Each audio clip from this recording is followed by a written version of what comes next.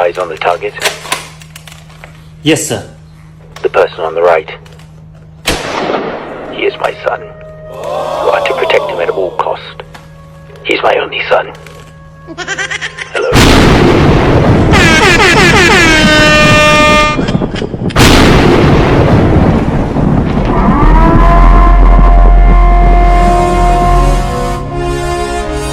Citizen to a citizen, boy. Citizen to a citizen, boy. Key to life.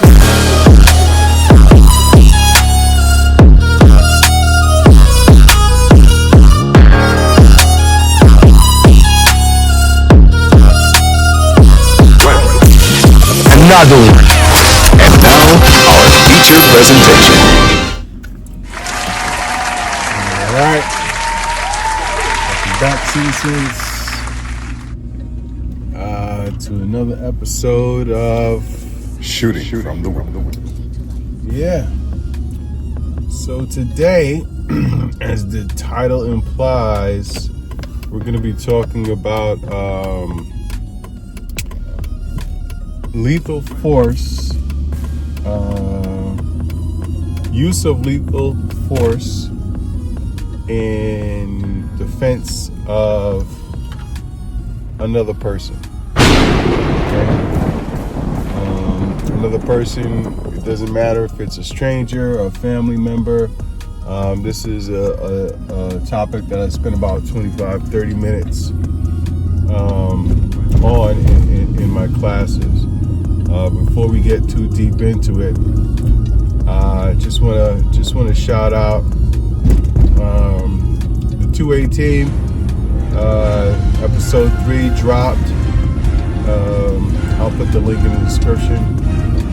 But part of episode 3 that was most impactful to me, I mean, the entire episode is impactful, but part of the episode that was most impactful to me was my brother Justin Worse. I'll put his channel down here. His dad, his father-in-law passed. He's a Vietnam War vet. Well, I got one little thing I want to speak on, and then I've got to get out of here. But recently I told you guys my father-in-law had passed, and he was a Vietnam War vet. Sorry for your loss there. Yeah, brother. Y'all told me, he struggled with PTSD from the war, the Vietnam War, and it got me thinking about a bill I'm going to do to try to bring some light to that. When we think of PTSD now, it's from Iraq, Afghanistan war veterans, but we still have Vietnam War veterans in our society that are still struggling with that. And all PTSD is bad PTSD, but I just want to challenge everybody to get out this week and do something for a veteran, and do something to let them know that we are appreciative of what they did for us and what they have to live with because of us. So that's what I'm gonna do. I'm gonna do a little build for him on the channel, and just kind of bring a little awareness to that. But the challenge is for if you guys out there watching this, you guys here in the stream, just go out and do something for a vet. Let them know that you care, because if it wasn't for them, we wouldn't have these firearms we're talking about right now. We wouldn't be living in these homes we're living in right now. And there's a lot of them that are struck with mental illness afterwards, to give us those things. So let's just try to get out and do something for them this week. And he highlighted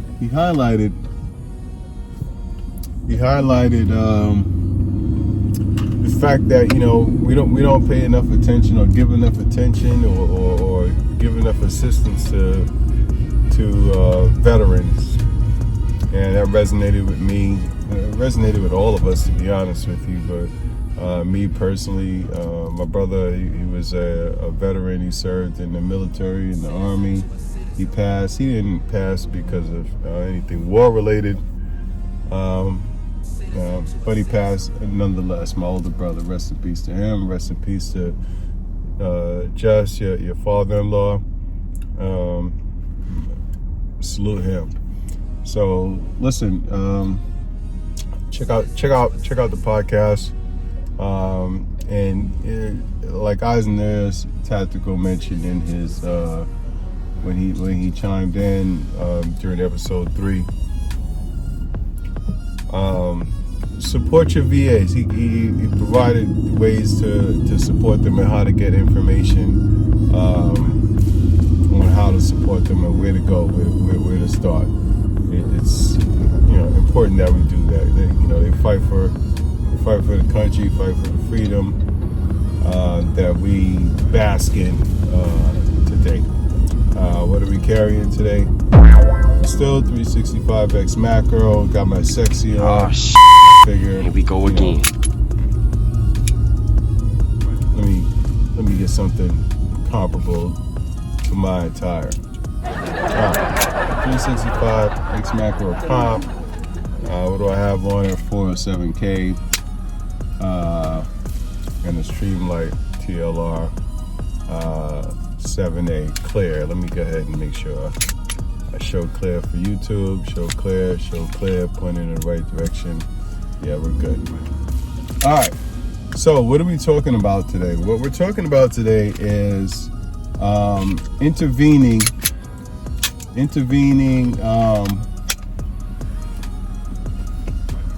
using lethal force when intervening, or intervening when lethal force is deemed necessary.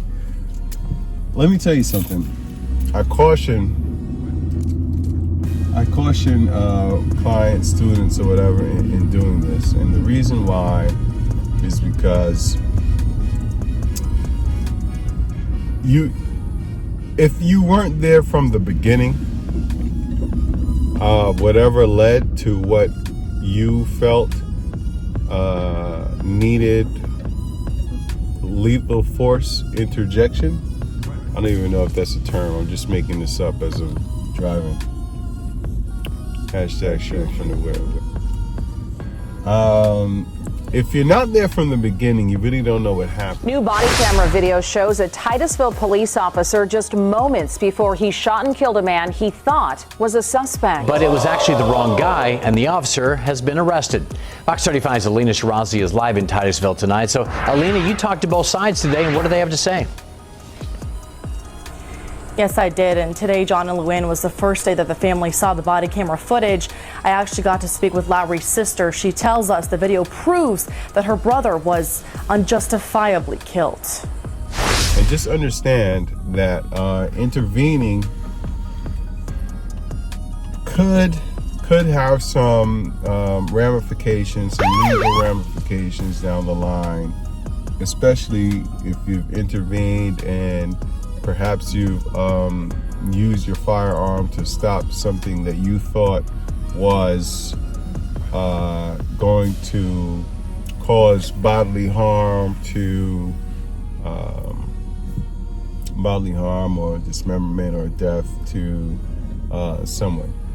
We don't know who the aggressor is. These are the terms used in my training as far as a concealed carry instructor. The aggressor. So you need to identify who the aggressor is, and if you weren't there from the beginning, it's almost impossible to go ahead and identify the aggressor. Case in point.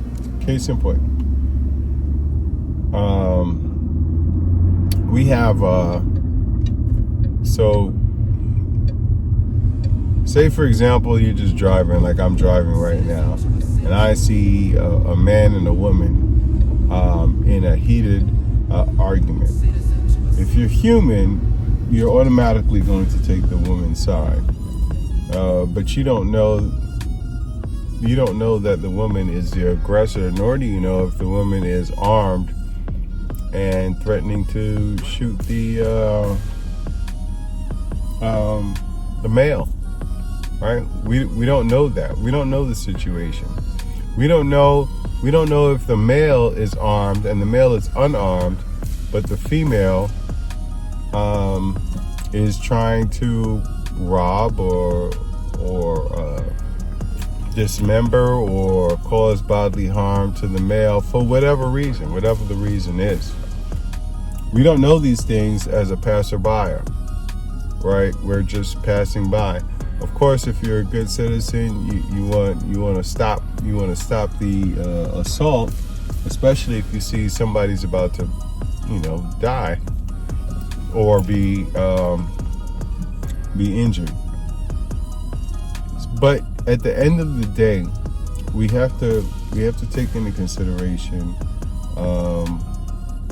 the society that we're in right now, and also think about what happens afterwards. Of course, you're not thinking about this in the heat of the moment, right? You're just trying to,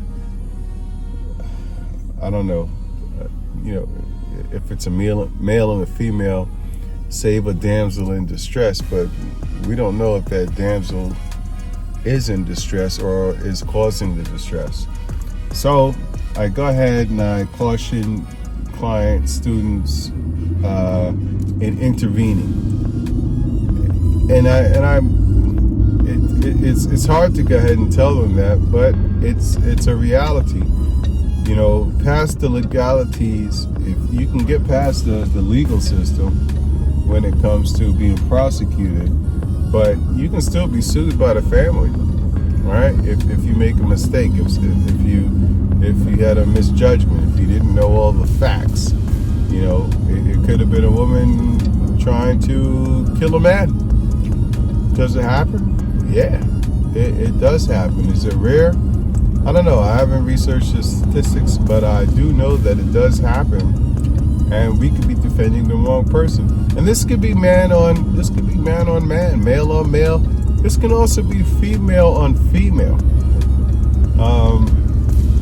The thing is, you have to really, really decide whether you're going to commit to using your firearm in self-defense of another person, but not having all of the information, the full picture.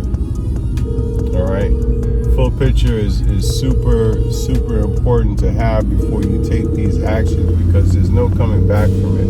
Whether this person expires after you use your firearm, or this person is lethally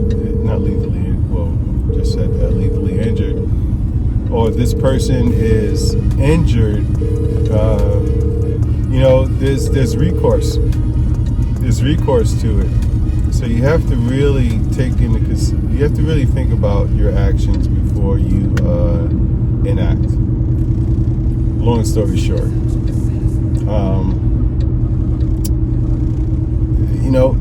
maybe 911 is probably the best. And it's hard for me to say that because, when seconds count, they're minutes away, and somebody could lose their life, and you may have to live with that if you're a witness to all of that, and you didn't make the right decision. But conversely, if you didn't make the right decision and you shot the wrong person, that's something that you have to live with for the rest of your life, whether it be incarcerated or otherwise. But anyway, I just wanted to go ahead and drop that. Another episode shooting from the whip. Listen, salute to all my brothers out there, brothers in arms.